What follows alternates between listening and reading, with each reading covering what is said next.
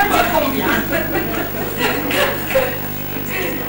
Nous avons eu le plaisir de l'avoir ici il y a quelques années à la délégation, elle travaille sur l'As. Nous avons aussi eu l'occasion de la voir pour les premières journées d'Amsterdam, pour notre première journée à Marrakech. C'est le professeur Aguirre, vous savez, de pédiatrie et spécialisé en titulaire. Je suis sortie titulaire. Fusion, mais en fait... Agrégé, c'est moins bien que professeur de cours. Je vous le dis. C'est vrai. Spécialisée en pneumo-allergologie. Et elle travaille maintenant dans le secteur libéral. Madame Chabi est membre actif dans plusieurs sociétés savantes, notamment la Société marocaine de pédiatrie, l'association marocaine de pneumologie, allergologie, pédiatrie. Il est membre du comité de rédaction de la revue marocaine des maladies de l'enfant. Madame Chabi va nous présenter une intitulée l'asthme du petit nourrisson et nous fera un survol sur la désensibilisation sur l'asthme. À vous la parole, Madame Chabi. Merci beaucoup, Arad. Je suis contente d'être là pour la raison. Je vois, ça fait tellement longtemps qu'on ne s'est pas vu. Et je suis très contente d'être là dans le cadre de la formule. C'est un honneur pour moi que vous m'ayez appelé, franchement. Parce que bon, vraiment, c'est un honneur. Parce que je suis toujours contente de partager mon expérience avec des gens qui travaillent sur des terrains difficiles. Hein. Je ne peux pas dire que c'est... On va dire que Casablanca, c'est quand même un terrain facile. Hein. C'est pas... Moi, je travaille dans un terrain très facile. Et vous devez travailler dans des conditions certainement plus dures que les miennes. Je voudrais juste voir un peu à qui j'ai affaire. Combien de pédiatres confirmés? Deux pédiatres en formation. Du tout. Médecin généraliste. Ok. Non, c'est pour qu'on voit quel est le message à passer. En fait, on va faire, vous envoyez beaucoup des avis du nourrisson. Nourrisson siffleur. Je crois que ma question est c'est une pathologie, hein? Tout le temps, et en hiver, et on en voit encore actuellement, ce qui est bizarre, vraiment très belle. Bon, donc c'est une pathologie, on va dire que j'attaque la race, sinon plus, parce que moi maintenant je vois plus de nourrissons siffleurs que d'angine. Donc vraiment, c'est une pathologie asthmatique. Est-ce que tous ce sont des virus? Est-ce qu'il y a des diagnostics différentiels? Donc, je crois qu'on va pas s'embêter avec des conférences. On va rentrer dans le vif du sujet. Et on va commencer par une petite Aïe, qui a 2 ans, d'accord, qui est vue 4 semaines ou 1 mois auparavant pour des épisodes répétés de dyspnée avec sifflement. Je crois que ça vous en dit. Quand on l'interroge, on se rend compte qu'elle a sifflé déjà la première fois à l'âge de 6 mois. Et puis, de 6 mois à 12 mois, elle a bien eu. Puis, pendant l'automne-hiver, ça commence à se répéter à raison d'environ 2 épisodes par trimestre. Donc, vous la voyez, vous regardez 2 fois par trimestre, comme Et puis, cette petite fille, elle s'améliore en études. Alors, lors des épisodes, elle a pris du salbutamol et des corticoïdes oraux, sans amélioration franche. La durée des épisodes est de 1 à 2 semaines. Elle a plusieurs séances de chimio-respiratoire. Donc ça, c'est... Est-ce que vous en avez beaucoup des nourrissons qui ne répondent pas aux corticoïdes ou au salbutamol? Tous y répondent. Ça veut dire qu'ils évoluent de toute façon. Moi, les miens, ils répondent pas. Je ne sais pas, on n'a pas les mêmes nourrissons. Mais les miens, ils ne répondent pas. Ça, c'est après, on les corticoïdes. Parce que le grand enfant, on donne salbutamol corticoïde, le lendemain, il est déjà mieux. Le surlendemain, il est normal, pratiquement. Le nourrisson, c'est pas tout à fait ça. D'accord? Alors, voilà ce qu'il faut rechercher. Est-ce que vous avez tous le réflexe de rechercher tout ça? Tout le temps. Épisode répété de dyspnée, sifflant, etc. Il faut toujours chercher dans la famille l'histoire clinique et d'abord. Est-ce qu'il y a une atopie personnelle? Est-ce qu'il y a une atopie parentale? Pas l'oncle et la tante et le cousin ça c'est vraiment, il faut que ce soit parents, éventuellement grands-parents, c'est important, et frères et sœurs. D'accord? Est-ce qu'il y a des sifflements ou de la toux en dehors des saisons de virose? D'accord. Et est-ce qu'il y a d'autres symptômes? Pourquoi d'autres symptômes? Oui, pour les diagnostics différentiels. Autant chez le grand enfant, le diagnostic différentiel sont rares. On a une dyspnée expiratoire sifflante avec gêne respiratoire. Dans la grande majorité des cas, c'est de l'asthme. Autant chez le petit nourrisson, il faut d'abord chercher les diagnostics différentiels, les éliminer, avant de tenir le diagnostic. Comment? Pardon. Alors, quels sont les symptômes qu'il faut rechercher? Vomissement chronique. Diarrhée chronique. Pourquoi? Vomissement chronique pour le reflux. Diarrhée. La mucoviscidose. Il faut faire très attention. C'est une pathologie qui commence à devenir de plus en plus fréquente dans notre contexte. On n'y pense pas au Maroc parce que génétiquement, on est une population non prédisposée à la mucoviscidose. Ok? Génétiquement. Quand on était à l'hôpital et tout ça, on était jeunes, on n'y pensait jamais. Parce qu'on avait un cas par an, tous les 2 ans, et c'était conditionnel. Maintenant, qu'est-ce qui se passe? Il y a un brassage des populations. Il y a des migrations nord-sud, sud-nord, il y a des mariages entre, je vais dire, maroco-européens, etc. Il y a vraiment un brassage des populations, et dès qu'il y a un brassage des populations, il y a une modification génétique. Et cette modification génétique fait que c'est une pathologie à laquelle on doit penser. Donc moi, de façon systématique, quand j'ai des pneumopathies récidivantes chez un bébé, je demande le test de la sueur. Très bien. Le test, c'est pour mesurer le chlore dans la sueur.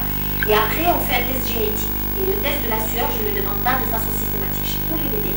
Mais quand l'évolution n'est pas très bonne, sous un traitement qui est bien conduit. Voilà. Donc il faut y penser à la mucoviscidose. Donc diarrhée dans la mucoviscidose, quoi d'autre? La toux nocturne, elle rentre dans ce cadre-là. Je veux dire, pour éliminer d'autres pathologies, quoi d'autre? Dans notre pays.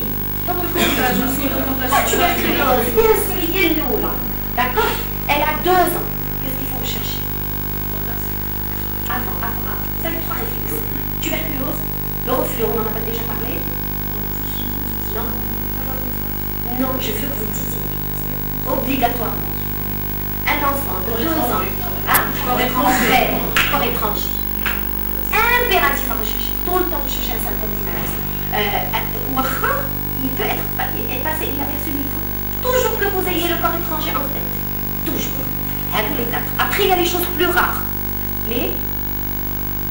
Maintenant, c'est hyper mode. On parle tout le temps. On y pense. Pas dans ce cadre-là. Non, pas dans ce cadre-là. Les infections récidivantes, pulmonaires. Non, j'ai entendu. Oui, très bien. Déficit immunitaire. Il faut y penser actuellement. C'est pour la même raison qu'auparavant. C'est une pathologie. D'abord parce qu'on la connaît de mieux en mieux, et parce que c'est exactement les modifications génétiques, etc. Et maintenant, on commence à avoir un registre marocain des déficits immunitaires qui est vraiment très important. Et c'est des pathologies auxquelles il faut penser, déficit en IgA, hypogammaglobulinémie, etc. Abdomen plus fréquent. Très bien. Et les autres pathologies qui sont plus rares, mais chez les enfants. Toujours les enfants. Toujours penser à quoi? Dites-le-moi. Malformation, c'est-à-dire tout ce qui est malformation, tout ce qui est malformatif, malformation pulmonaire, anomalie des arcs aortiques, etc. Alors on a le réflexe chez l'enfant. Mais en tant que pédiatre, on le sait, on y pense tout de suite.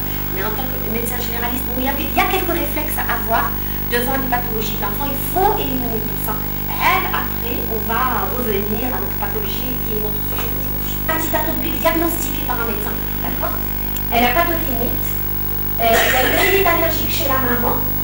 Elle n'a pas de sifflement en dehors des viroses, en dehors des saisons hivernales, en été, elle s'est bien.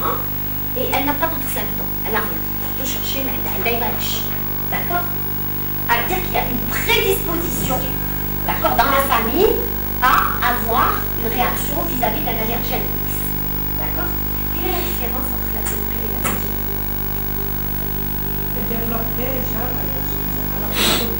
L'allergie, on a déjà des symptômes. L'atopie, c'est une prédisposition à faire une réaction. D'accord? Et la sensibilisation? Éviter la... Quelle est la différence entre atopie, allergie, sensibilisation?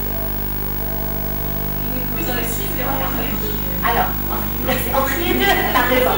En fait, l'atopie, c'est la prédisposition à faire. C'est-à-dire, il y a un terrain, il y a un terrain familial. La sensibilisation, quand on fait des tests cutanés ou là, quand on fait des examens sanguins, on a une réaction sans signe clinique. L'allergie, on a des signes cliniques. D'accord? Donc, atopie, sensibilisation, signe clinique. Voilà, l'allergie, c'est les signes cliniques. Très bien.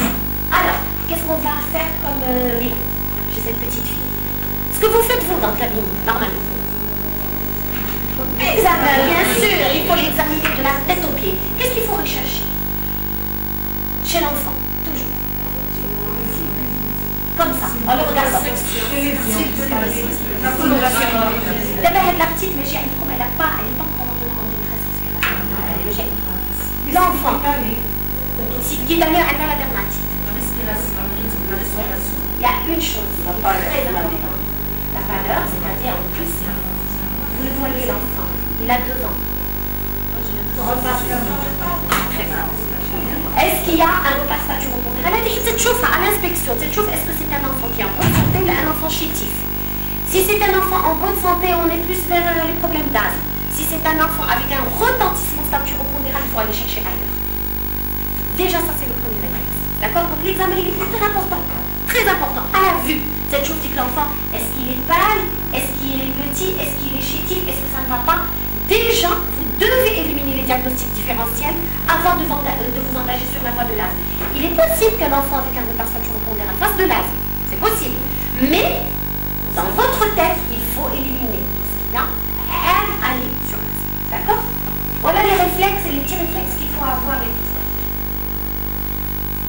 L'auscultation particulièrement cardiaque, parce qu'on a beaucoup de cardiopathies congénitales qui peuvent se traduire par des sifflements. Quoi d'autre? Examen. Très important dans ce cas-là. On a dit ORL. Très bien. L'examen ORL. Quoi d'autre? Voilà, la rhinite, les colmans, les grosses amygdales. Très bien. Très bien. Ensuite, l'examen numéro 1. Bon, on a passé l'examen clinique. Examen numéro 1.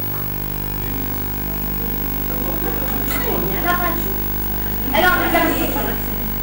On ne peut pas, deuxième réflexe, raisonner devant un nasodioniston sans radio du thorax de face. Enfin, un nasodioniston. On ne peut pas. Ça, c'est impossible.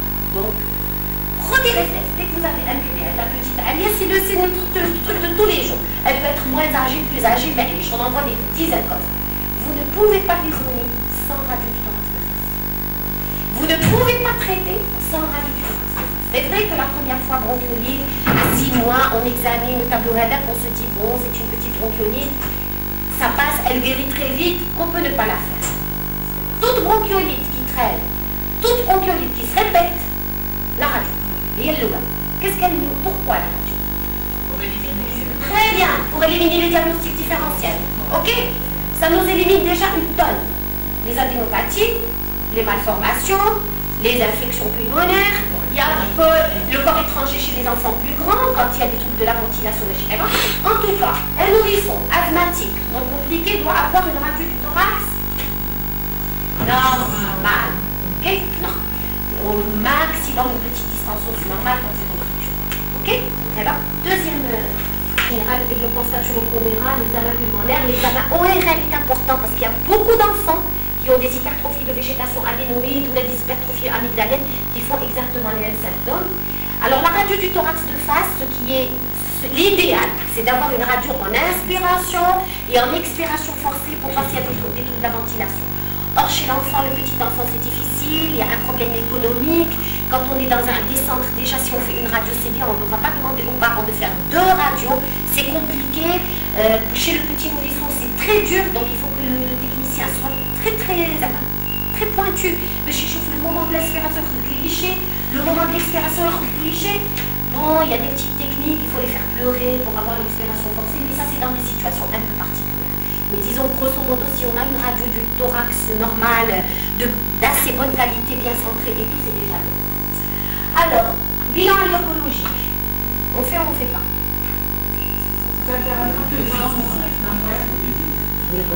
Oui ou non? Qui c'est qui est pour, qui c'est qui est contre? Pourquoi? Il faut justifier. Il faut justifier. Je sais, les avis sont partagés.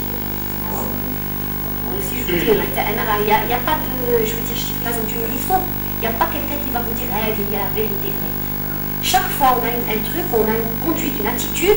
L'année d'après, tu as trouvé une publication, tu trouves l'attitude, mais chez il faut tout changer. Ok? Donc, qui les ferait, qui ne les ferait pas? Toi, tu le ferais? Non. Personne ne les fait. On peut les faire. Pourquoi? Si on a besoin d'un diagnostic, on ne sait pas exactement ce qu'elle a fait. On les fait. Si tu trouves des tests cutanés positifs, on prend des s'ils sont négatifs, ça ne veut rien dire. Voilà, exactement. Ça ne veut rien dire, oui, pourquoi ça ne veut rien dire? Parce qu'elle a 2 ans et parce qu'il y a des places ici, mesdames. C'est un petit. Quand on a la facilité de les faire, parce que les tests cutanés, vous n'allez pas disposer tout le temps des allergènes, des allergènes, des radadétas, ça coûte cher. C'est pas un examen qui coûte pas cher. Si on a les moyens, la possibilité de le faire, on le fait.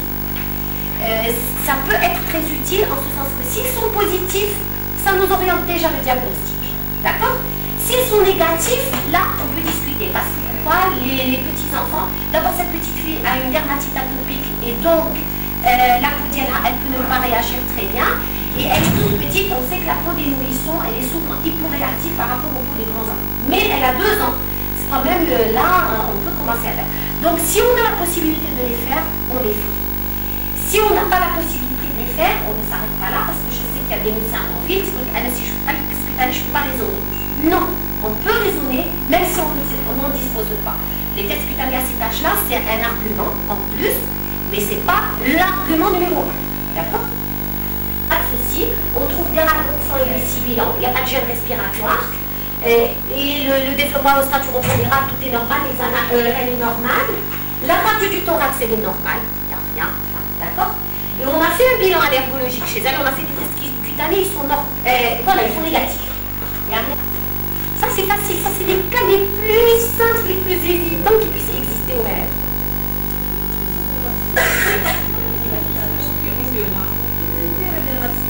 Elle a 2 ans. Elle a 2 ans. Elle a eu beaucoup d'épisodes.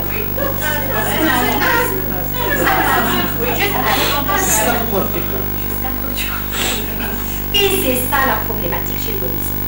Parce que c'est un enfant qui peut faire des virus répétés. Et jusqu'à présent, pour faire la part des choses entre les deux, c'est vrai que les tests cutanés peuvent être ici d'un très grand apport. Parce que s'ils sont positifs, on a de fortes chances que ce soit de l'asthme. Là, ils sont négatifs, et bien on ne sait pas. Est-ce que ce sont des virus? Il faut se dire, ça fait, ça c'est des l'ancienne définition. C'est pour ça que je vous dis la définition, ça ne change pas. Je me rappelle, je me rappelle 3 épisodes de l'asthme jusqu'à preuve du contraire. Je crois qu'on est des médecins, je crois que la médecine évolue, je crois qu'il faut qu'on se dise maintenant que les nouveautés dans le cadre de la nourrisson, c'est ça. Il y a tellement de virus qui peuvent donner les mêmes symptômes, et sur une année, il n'y a pas que le VRS. Le VRS, il y a le rhinovirus, il y a le virus de la grippe, il y a les virus de la et chaque virus a 36 000 sérotypes. Et un enfant va attraper un virus maintenant, il va ressortir de chez lui, il va aller à l'école, il va attraper un autre virus. Il va revenir chez lui, il va guérir, il va attraper un autre virus. Et ainsi de suite sur tout plein. Donc, dans ce cadre-là, on ne peut pas savoir. chez cette petite fille, de quoi il s'agit exactement. Est-ce un épisode viral dans le cadre de virose répétée du nourrisson? Qu'est-ce qui est en faveur de ça? Qu'est-ce qui est en faveur? Quels sont les arguments en faveur de ça? La répétition, l'âge, la période. Très bien. C'est-à-dire que c'est un enfant qui ne fait ses problèmes que pendant l'hiver alors que pendant l'été, il est très bien. D'accord? Et le quatrième argument, le terrain atopique Indra. Donc c'est un petit piège si vous voulez diagnostic. On ne va pas discuter ici des choses. C'est un petit piège diagnostique. Le terrain atopique Indra. Je vois le quatrième argument, mais c'est un négatif. C'est le quatrième argument. D'accord? Donc, on ne sait pas encore. Mais on l'a dit tout à l'heure, les tests cutanés positifs, le négatif à cet âge-là, ce n'est pas vraiment quelque chose de très vraiment formel. Si vous refaites les tests 6 mois, 1 an plus tard, vous allez les trouver positifs. On en sait rien. Ça, c'est de la pathologie de tous les jours. Donc, c'est pour ça que moi, ce que je veux, c'est que vous réfléchissiez quand même. On n'est pas dans un seul cadre. Le nourrisson, c'est beaucoup de maladies qui prennent exactement le même tableau clinique. D'ailleurs, actuellement, on est en train de parler de phénotype de l'asthme du nourrisson. Pourquoi on a gardé asthme? Parce qu'on n'a pas d'autre. Mais en fait, les anglophones, ils ne disent plus asthme, ils disent wheezing. Sifflement. Nourrisson siffleur. On ne parle plus d'asthme à cet âge-là parce qu'on n'a pas assez de critères diagnostiques pour en parler. Et en fait, il est très très difficile, même pour les spécialistes, de faire la différence entre ces deux tableaux. Très difficile. Il n'y a pas un examen spécifique, sauf si on a les moyens de faire les prélèvements viraux. Et même si on fait les prélèvements viraux, l'asthmatique, il a tout le droit de faire des infections virales. Et des viroses répétées, ça a le droit de survenir dans un terrain d'atopie. D'accord? Mais ce n'est pas un terrain d'atopie grave. Ce n'est pas la maman asthmatique, le papa asthmatique. Elle a une rhinite allergique, c'est tout. La gamine, elle fait de la dermatite atopique. Mais cette dermatite atopique, est-ce qu'elle est véritablement allergique? Ou là, est-ce que c'est juste un problème d'inflammation de la peau, secondaire à de trop gros lavage, secondaire à des produits cosmétiques? Il y a beaucoup de choses qui peuvent rentrer en jeu. C'est pour ça que votre esprit doit rester ouvert et non pas se dire 3 épisodes égale asthme. Alors je vous dis, si jamais par exemple Chafer Marawi de Rabat venait vous faire le même topo que moi, alors lui, il ne discute pas. Moi je suis désolée, on est quand même dans de la progression, on est dans le changement, la médecine ça change, il y a des publications qui sortent, il y a des gens qui font des études sur des milliers d'enfants et leur conclusion c'est ça. On ne va pas rester à se baser sur la définition de Tabachnik et Levinson. C'est vrai que cette définition elle a eu le mérite de nous faire sonner la sonnette d'alarme. D'accord? Et pour nous dire que l'asthme, ça peut exister chez le nourrisson. Mais en même temps, ce n'est pas la seule maladie. Il y a beaucoup de phénotypes. Alors actuellement, la grande mode maintenant, il y a des articles qui sont sortis sur les phénotypes de l'asthme du nourrisson. Jusqu'à présent, il y en a 6 de phénotypes. C'est-à-dire كل واحد هذا واحد عنده dermatite atopique وهذا عنده la rhinite وهذا عنده les sifflements qui ne répondent pas au traitement هذا عنده les sifflements qui répondent au traitement mais il a l'allergie alimentaire et كل واحد فيهم a une réponse différente à la thérapeutique. Ce qui explique que des fois vous avez des nourrissons qui vous désespèrent, ça s'appelle doigt et rien n'y est fait. Ils répondent à rien. Ils pratiquent le sifflement, le rien ne marche. Pourquoi? Parce que justement il y a ces phénotypes. Et ces phénotypes, il y a des réponses variables au traitement. Alors maintenant, quand vous avez cette problématique-là, et que vous êtes devant cet enfant, cette petite Alia, d'accord? Qu'est-ce que vous allez dire aux parents? Vous vous posez la question de Chantou Belka, j'aurais de Chantou. Est-ce que le oui là? Très bien. Il se peut. Vous restez dans le flou. Quand est-ce qu'on saura? Sûrement, probablement. Avec l'évolution et avec la répétition. Et vers l'âge de 5 ans en général, on sait si cet enfant va rester asthmatique. D'accord? C'est comme ça que ça se passe. Alors quand vous avez des parents qui rêvent, ils vous disent parce que lui, il va aller chercher quelqu'un d'autre qui va lui dire d'accord? C'est vrai, hein, c'est comme ça. Quand on travaille en milieu hospitalier, on est à l'aise, on s'en fiche, qui reviennent pas. D'accord? فاطمة مرة كان يدير الله اللهم parce que je me suis mais c'est vrai, j'ai travaillé dans la santé publique longtemps, je me dis, les malades à problème, c'est des gens, il y a une tonne de problèmes. Mais quand on est en médecine individuelle, en médecine de ville, d'accord, et bien quand même, il y a une certaine confiance qui doit s'instaurer entre le médecin et son patient. Et donc, il faut qu'on soit clair. Quand on est devant une situation pareille, il ne faut pas affirmer, ni ne pas affirmer. Il faut rester. Oui, أنا شنو نقول لهم؟ نقول لهم واش الضيقة؟ تنقول لهم يمكن تكون ضيقة بالحق في هذا السن هذا، ما يمكنناش نعرفوا، حيت كاينين بزاف ديال الفيروس اللي تيعطيو هاد الأمراض. ودابا نتوما عندكم حديها يمكن بالحق في الأغلبية ديال الأوقات هادشي ما تيبقاش ضيقة. سي كوم سا il faut rassurer les parents. Pourquoi rassurer? Pour adhérer au traitement, si vous ne leur dites un pas asthmatique toute sa vie, jamais il ne suivra votre traitement. C'est-à-dire de toute manière, parce que dans le vécu des gens, l'asthme c'est une maladie très grave qui n'a pas de traitement. Dans le vécu de certaines personnes. Ok? Bon, maintenant ça va, les gens ils commencent. Maintenant, Internet nous aide beaucoup, tout le monde a accès à Internet, on lit, on voit, etc. Mais c'est même dans les populations qui vous semblent un petit peu, ça n'a pas de niveau socio-économique. Tout le monde maintenant a accès, elle était, je Internet, donc il y a quand même, ce qui fait que maintenant il faut avoir un langage cohérent vis-à-vis des parents. C'est probable, et moi je leur dis probablement pas, même s'il y a un terrain à côté. Parce que les tests cutanés sont négatifs. طبعا نشوفوا هذا العام الجاي والعام اللي بعده comment les choses vont se passer. Donc de jamais être catégorique. Alors dans votre pratique de tous les jours, c'est un index qui a été pas inventé, mais disons précisé par les Américains qui ont fait des études sur 10 000 nourrissons chiffrés, Crayel. Il n'y a que les Américains qui peuvent faire ça. Ils les suivent de la naissance jusqu'à 20 ans, 30 ans, et après ils voient tous les critères, etc., qui font que l'enfant a fait de l'asthme ou n'a pas fait de l'asthme. Alors, c'est ce qu'on appelle l'asthma predictive index. Il y a des critères majeurs et des critères mineurs. Et ça s'appelle l'API. Et vous voyez que, au bout du compte, ce sont des critères qui vous sont très accessibles. D'accord? Le critère majeur, c'est l'asthme parental, c'est l'eczéma diagnostiqué, c'est des tests cutanés ou RAST positifs. Donc, les RAST, vous les oubliez. D'accord? Vous les oubliez. C'est un examen qui coûte cher, qui n'est pas très fiable. Mais aux États-Unis, ils le font tout le temps. Je ne sais pas pourquoi. Donc, je vous ai rapporté l'étude telle qu'elle est faite. Et là, je ne fais pas les RAST. Ce n'est pas la peine. On fait des tests cutanés. À 4 ans, je ne sais pas à l'hôpital, est-ce que vous les faites? Vous en avez? Il y a une poche. Nous, à l'hôpital d'enfants, à Casa, au CHU, on les faisait à 200 dirhams. Les tests cutanés. Tout le monde. Et on testait 6 ou 7 allergènes. Okay? Alors que les RAST, c'est 250 dirhams 1. Elle avait la moitié des terres, des phares, des trucs habituels, glomia, pollen et latte, et bien ça fait 1250 dirhams déjà. D'accord? Donc les races, il ne faut pas les faire. Alors dit que les multitests, je sais pas qu'on appelle les radiateurs, etc., aucune utilité.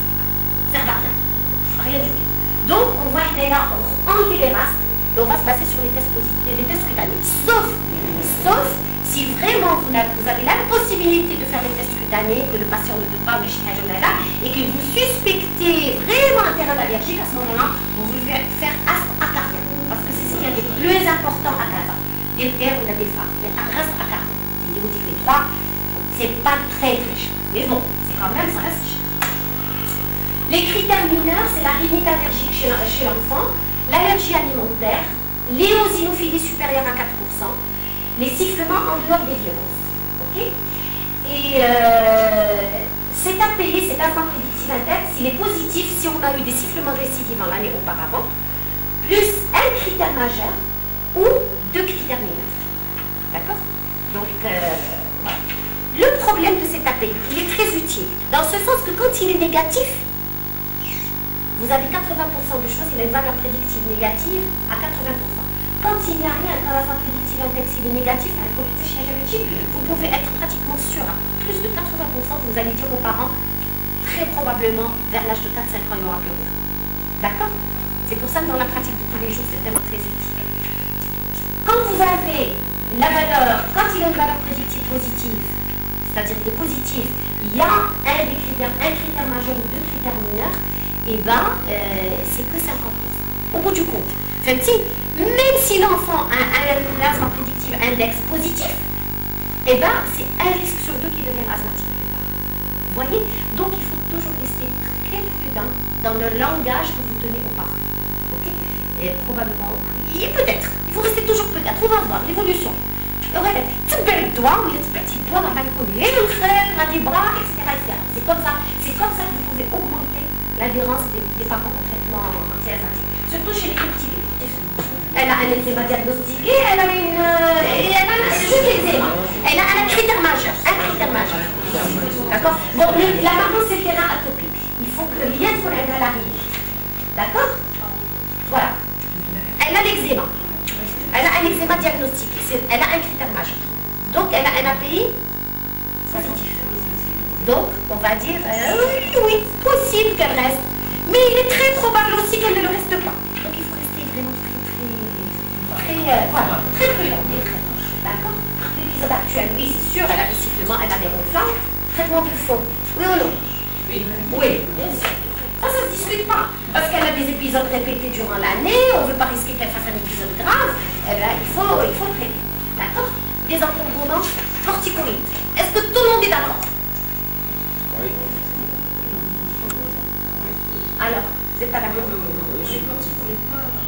Hein? Vous n'êtes pas d'accord? Plus ou moins. Je suis d'accord avec vous. Qui fait la corticothérapie orale à chaque épisode? Il ne faut pas que ce soit à chaque épisode. Il faut pas. Ça dépend de la sévérité, c'est très bien. Parce que généralement, il vient dans un état toujours. Oui, exactement. En fonction de la sévérité. Si vraiment l'état clinique, la gêne respiratoire est très importante, il faut mettre le corticoïde. Moi, cette petite fille, elle n'a pas de gêne respiratoire. Alors, quand il n'y a pas de gêne respiratoire, je ne mets pas de corticoïde. J'essaie de faire ça. Parce que le nourrisson, il est des fois faiblement répondeur à la corticothérapie. D'ailleurs, regardez sur cette étude qui a été publiée récemment en 2010, sur pratiquement ça. Le nombre d'hospitalisations, c'est exactement le même. Qui reçoivent la reçoivent. Et l'évolution, elle est exactement la même. Vous voyez? Donc chez le nourrisson, il faut faire attention aux cures de corticothérapie orale répétées sur une année. Pas plus de 2 ou 3 cures par an. Max. Au-delà de 3 cures par an, au-delà de 3 besoins par an, ça veut dire qu'on est dans une situation où on a besoin d'un traitement de fond, où il faut peut-être passer la main à un spécialiste pour voir les choses. Parce que la corticothérapie orale répétée chez le petit enfant de cet âge-là, c'est des troubles cognitifs à long terme, c'est des troubles du comportement à long terme, sans compter les problèmes physiques, ou alors le retard naturel, chez lui. Et c'est des troubles de l'attention à long terme. D'accord? Vers l'âge de 7 ans. Il faut se dire, comme si c'était son enfant, est-ce que plus tard, ça ne va pas retentir sur son acte? Jusque-là, est-ce qu'on est tous d'accord? Si vous avez des questions, n'hésitez pas. Parce que moi, je suis très bavarde. Et si vous avez des questions, vous pouvez me les poser au fur et à mesure. En fait, on teste les principes qu'il y a à Casablanca. D'accord? On teste les acariens, clètes, des pères, des femmes, l'oignon. On teste les 5 graminées, on teste la blatte, on teste les moisissures, dont l'alternat, d'accord, qui est le plus fréquent dans les régions prénatales. On teste le chat, parce que c'est un allergène et que c'est aéroporté, et que, bon, même si vous n'avez pas d'allergie au chat, si vous n'avez pas de chat à la maison, vous pouvez vous sensibiliser ailleurs. Ça, c'est à sur des choses un petit peu plus précises. Mais sur la batterie standard, la batterie standard, évidemment, on ne fait pas plus que ça. Et en général, à Casablanca, vous avez plus de 95% des affaires. Oui.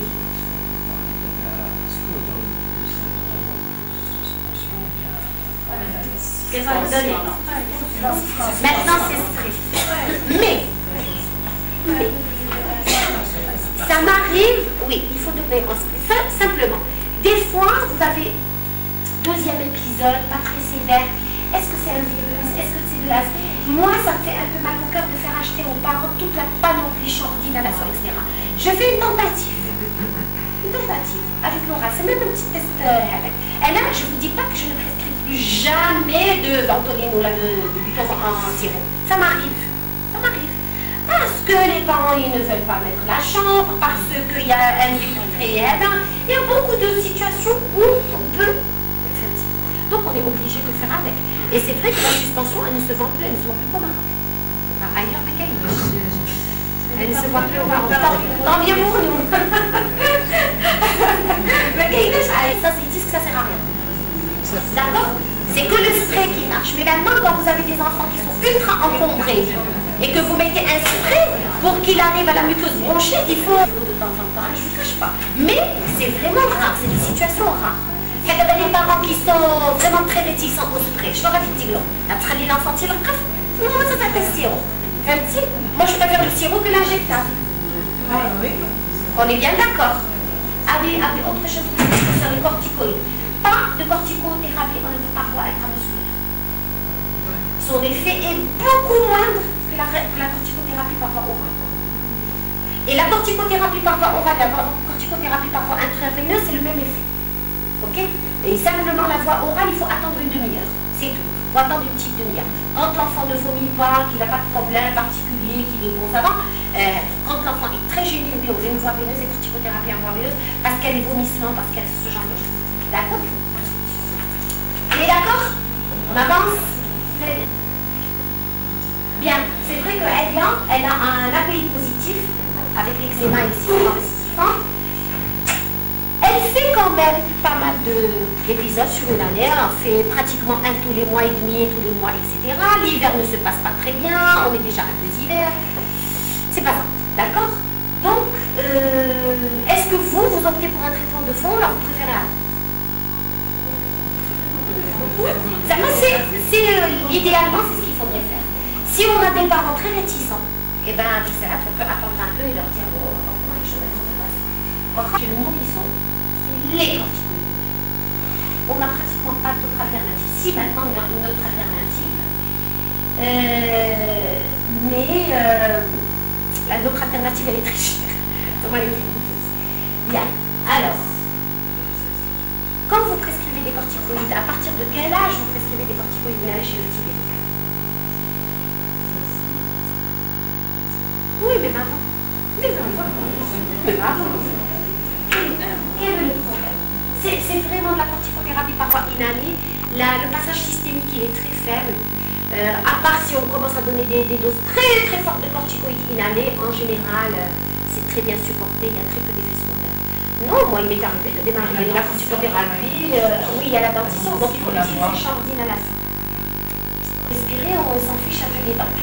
C'est ça la problématique. Je dis, il faut toujours peser le pour et le contre.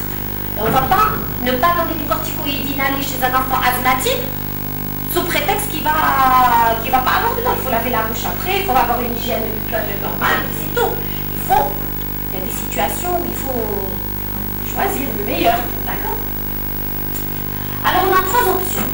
Regardez cette option,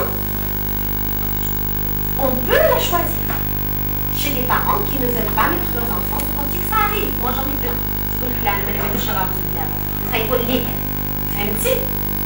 C'est une alternative. On lui dit, ben d'accord, à chaque fois qu'il y a un épisode, c'est ce que j'ai la cliné en évitant les corticothérapies orales répétitives. Si on arrive à gérer l'enfant comme ça, on peut se permettre. Si on n'arrive pas à le gérer comme ça, il faut absolument trouver. Mais à un certain moment, si on dit que j'ai fait les parents disent que j'ai fait race, on dit que l'enfant dit toujours plein de là et tout, ils viennent eux-mêmes demandeurs d'un traitement. Mais il ne faut pas les forcer dès le départ. Il faut avoir une discussion, il faut vraiment de la confiance à ça. C'est ce qu'on a dit tout à l'heure. Corticothérapie inhalée, faible ou moyenne dose. Lequel vous utilisez? Vous pouvez dire les termes corrections, on s'en fiche. Lixotide.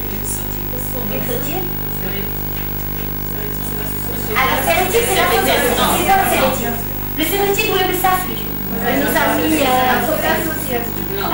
c'est une association. L'association, à quel âge elle est indiquée? 4 ans, à partir de 4 ans. D'accord? C'est fluticasone, salmétérone. Le salmétérone est indiqué qu'à partir de l'âge de 4. Il a l'AMM à partir de l'âge de 4 ans. On soit bien d'accord. Dans toutes les publications mondiales. Simplement, ici, moi, je commence un peu. Pourquoi? Parce que je suis quand même spécialiste, je connais de la problématique. Quand on est spécialiste de pédiatrique, on peut se permettre, parce qu'il y a certaines études qui ont publié, etc. Mais c'est toujours sur une toute petite période, juste pour passer un cas de suicide. Et après partir sur un traitement. Il ne faut pas vous amuser à donner du salmétérol chez les petits bébés. Pourquoi? Est-ce que vous savez pourquoi? Parce que le salmétérol, il peut saturer les récepteurs au bêta-2. Okay? Et chez le petit bébé, on ne connaît pas très bien le mécanisme. Est-ce qu'on sature ou on ne sature pas? Et on risque d'avoir après des mauvaises réponses à la rentrée. Là, on est bêta-2 négatif. Donc, il faut être assez prudent sur l'utilisation du salmétérol. Bon, ce qui est sûr, c'est que salmétérol tout seul, c'est interdit, ça on le sait, chez l'adulte ou chez l'enfant. D'accord? C'est interdit actuellement. Il faut tout le temps l'associer au corticoïdinal. Tout le temps, tout le temps, tout le temps. Alors, le corticoïdinal le plus utilisé, qui a l'AMM chez le petit enfant, c'est la fluticasone. C'est le fluticasone. Après, on peut utiliser le diclofenac de béclomethasone, on l'a toujours utilisé de façon empirique. Il n'y a pas d'études faites autour de ce traitement. Auquel le budesonide, que j'aimais bien, moi, mais qui n'est plus commercialisé au Maroc, c'est le plus. D'accord? Voilà. Alors là, ce qu'on utilise, c'est le fluoxétine. Il y a d'autres. Là, le fluticasone. Je crois qu'il reste plus que le fluoxétine. Sinon, quel est le clénophore, le bécotine, on est commercialisé. Cortivant, exactement. Mais moi, je n'utilise pas Airport, exactement. Voilà. Bon, moi, je switch entre fluoxétine et alors, c'est-à-dire, quand il y a la voie de l'inflammation chez l'asthmatique, il y a deux voies. Il y a la voie des interleukines et tout ça, et il y a la voie des leucotriens. D'accord? La voie prédominante, c'est la voie des interleukines, où les corticoïdes marchent très très fort. Et il y a une voie qui est un petit peu, disons, on va dire secondaire, mais qui existe, c'est la voie des leucotriens. Et le montelukast, c'est un anti-leucotrien. Donc, il peut nous compléter une action anti-inflammatoire. Les corticoïdes agissent sur la voie des interleukines et le singulaire, c'est le seul qui est commercialisé ici, agit sur la voie des leucotriens. Et ça complète l'effet anti-inflammatoire des corticoïdes. D'accord? Donc là, quand on a des choses légères, on se dit, chez le nourrisson, chez les parents qui sont très très, on verra ça, au fur et à mesure, on va avancer et on fait c'est vraiment récurrent. On a donné du budesonide nébulisé. Regardez, quand on donne forte dose ou faible dose, c'est exactement la même chose. D'accord? C'est exactement. Donc, c'est pas la peine d'aller chez l'enfant chez de très forte dose, ça ne sert à rien. De doubler, de quadrupler les doses et de donner 1000 gamma comme chez l'adulte, ça ne sert strictement à rien. Regardez ici, c'est exactement. D'accord?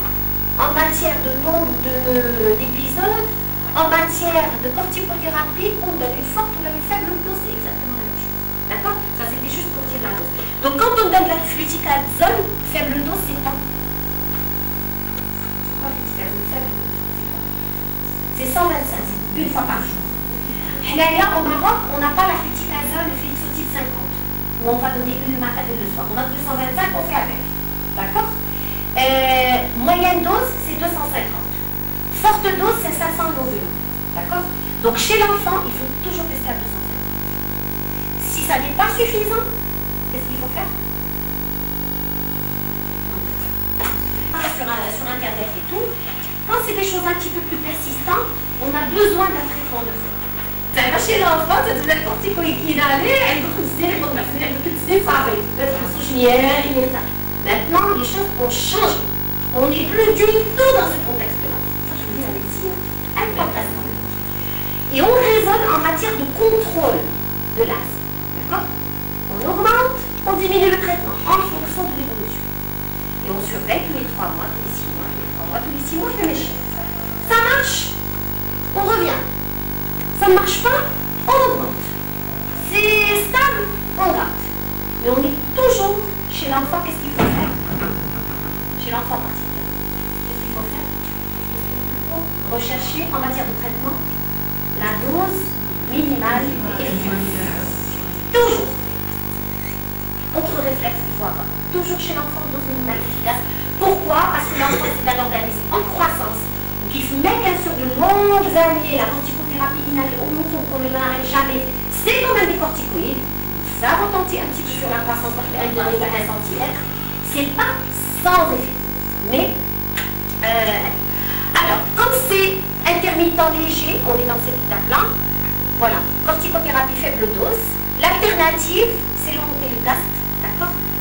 Je ne peux pas supporter le médicament, je vais le faire là, comme ça. Des chromones, je vous rassure, ils sont plus vendus au marché. Ça fait longtemps, même quand je suis véro.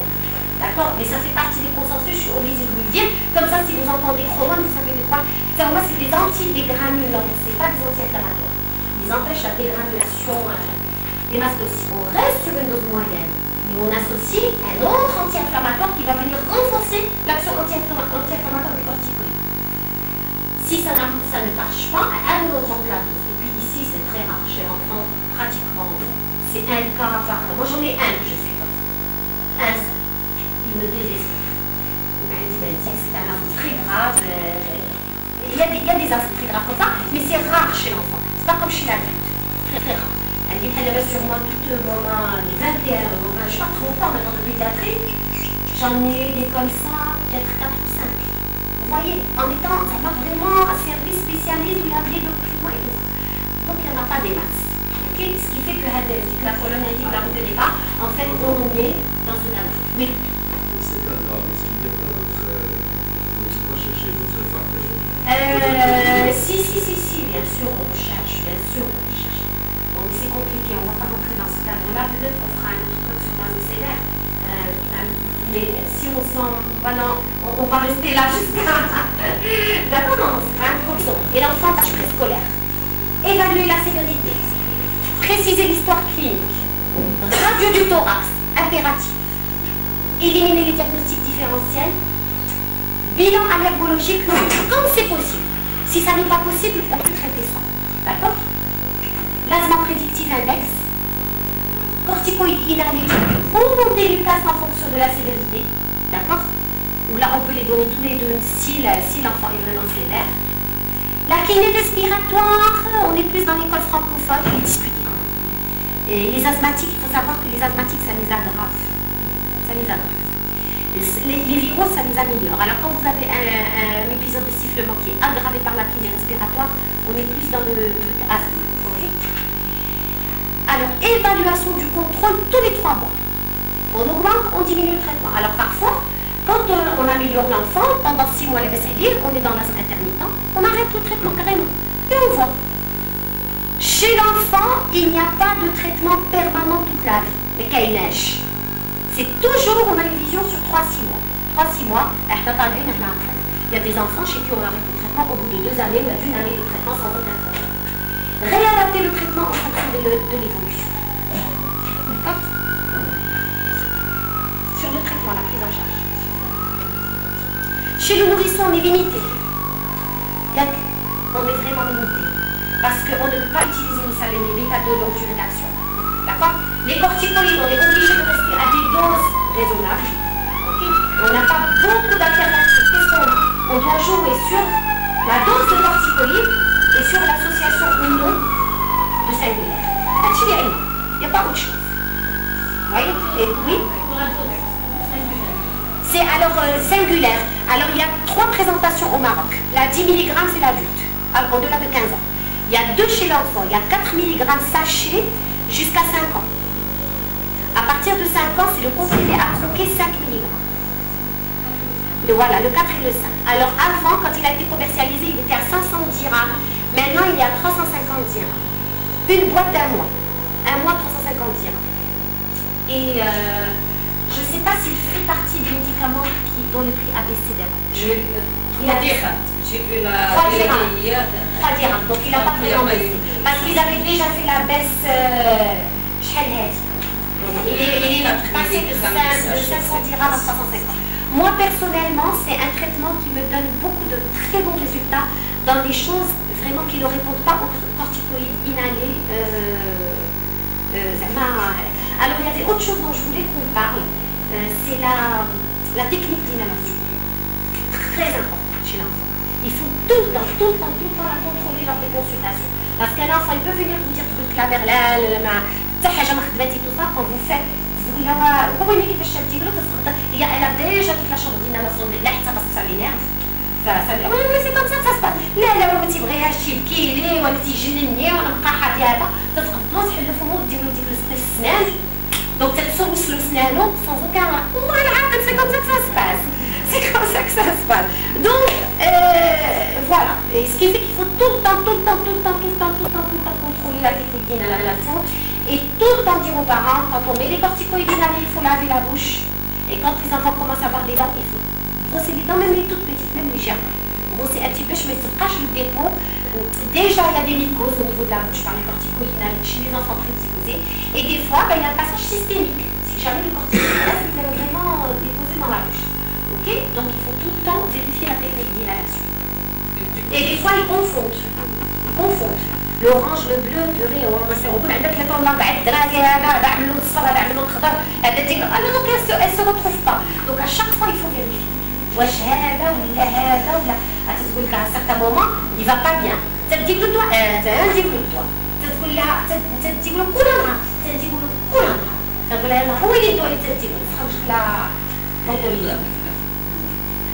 تقول لي ولا هذا وين تخصنا ندير له هذا ولا اخر تنديروا له ايه بديتي كل مختص. Allez, on recommence, on reprend à zéro. Donc, franchement, la consultation, elle est un peu longue et un peu chiante, mais il faut la faire. Il faut la faire. Et c'est tout le temps l'éducation, on reprend. Et c'est tout le temps, que la maman soit analphabète ou là, au niveau socio-économique. On sera jamais arba. C'est exactement la même chose. Parce que c'est du travail, c'est du très long tout le temps. 30% des enfants ont au moins un épisode de sifflement de la naissance à 3 ans. Il faut savoir que 80% des enfants asthmatiques ont déjà commencé leur asthme avant. Multiple tableau clinique et évolutif, c'est ce que je vous ai dit, c'est ce que je vous ai appelé les phénotypifications épidémiologiques, c'est les sifflements transitoires qui disparaissent vers 3-5 ans, les sifflements persistants qui commencent à la naissance et qui ne disparaissent pas, et les sifflements tardifs qui commencent à partir de l'âge de 3-5 ans.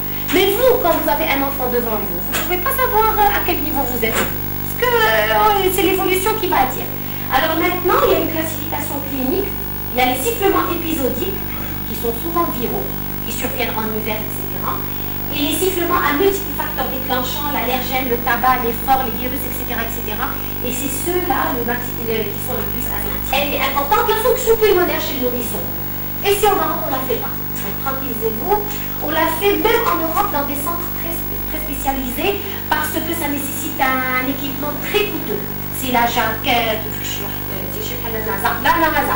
et pour un apport qui n'est pas forcément pour la thérapeutique extraordinaire.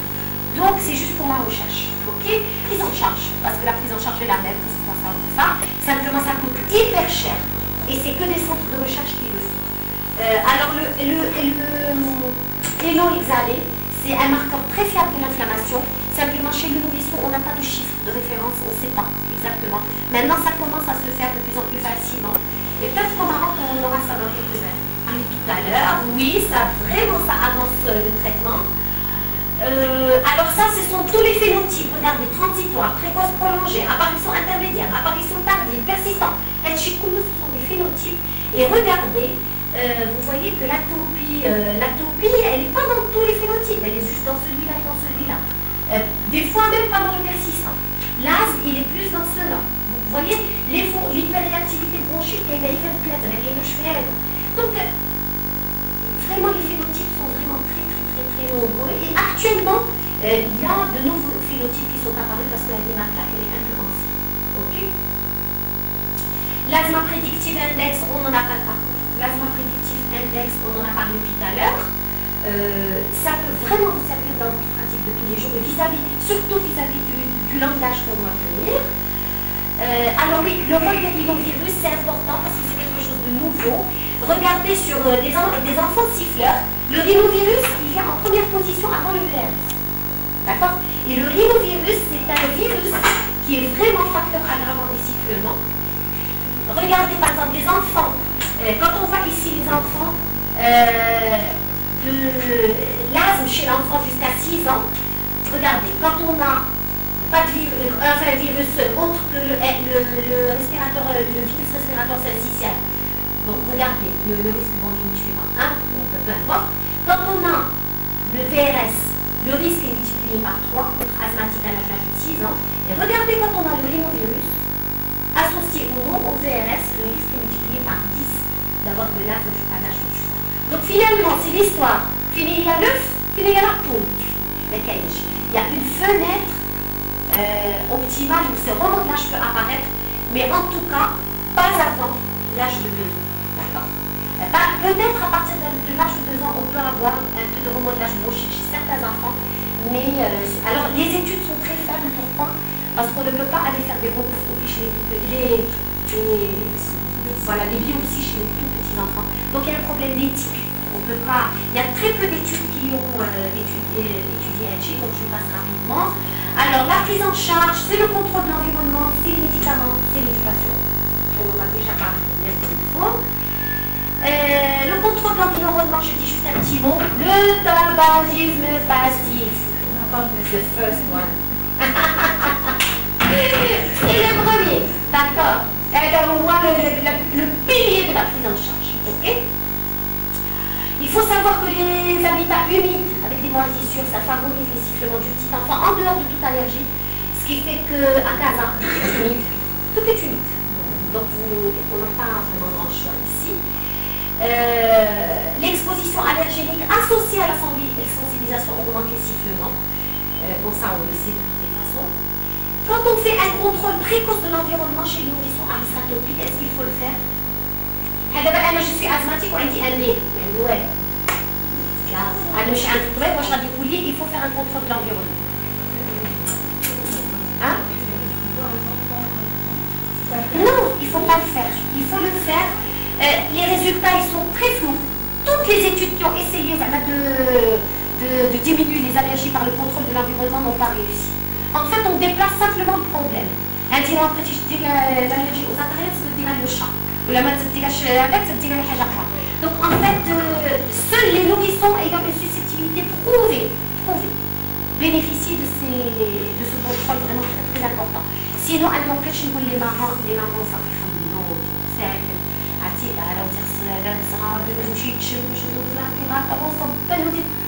vous faites ce que vous pouvez. Si vous ne pouvez pas, c'est pas grave, parce que c'est vraiment fatigant. Moi, je ne voudrais pas que le médecin me dise ça.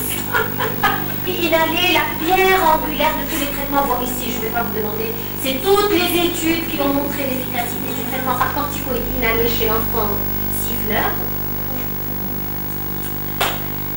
Est-ce qu'il faut, chez les enfants qui ont des bronchiolites, un premier épisode de bronchiolite chez un enfant à risque, est-ce qu'il faut donner une corticothérapie inhalée pour qu'il ne devienne pas asthmatique?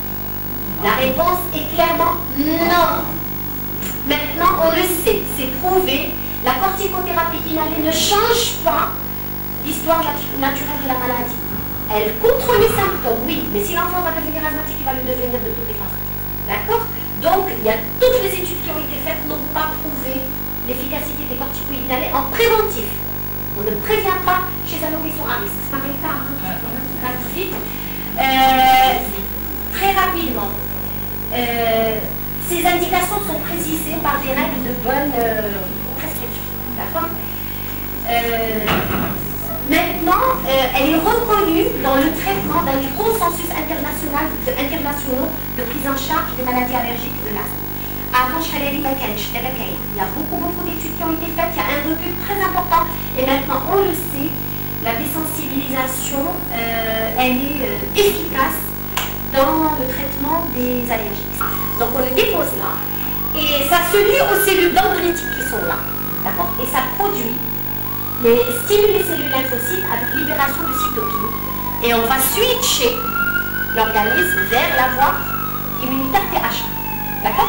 C'est un peu la même chose que l'immunothérapie subcutanéenne. D'accord? Sauf que là, c'est plus facile, on veut faire une injection, on met la goutte ici, là. Alors vous voyez, je ne sais pas si vous voyez bien, les effets secondaires, les arrières sont très faibles. Les chocs anaphylactiques, il n'y en a pas. Les crises d'asthme, il n'y en a pas. Elle a au pire des cas qu'elle a une adaptation. Ce qui fait qu'elle est très bien tolérée parce que justement, elle passe par les cellules dendritiques.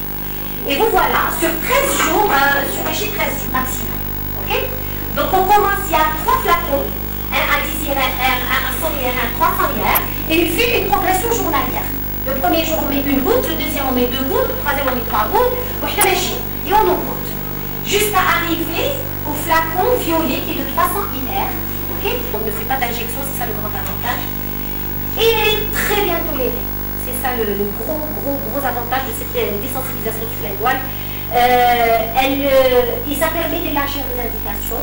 Et puis les effets secondaires, regardez, 3 à 10% des patients. Et c'est rien, c'est des petits prurites, c'est des petits prurites des lèvres, des petites douleurs abdominales, mais dès qu'on arrête,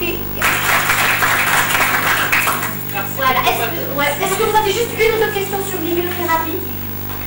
Est-ce que vous avez eu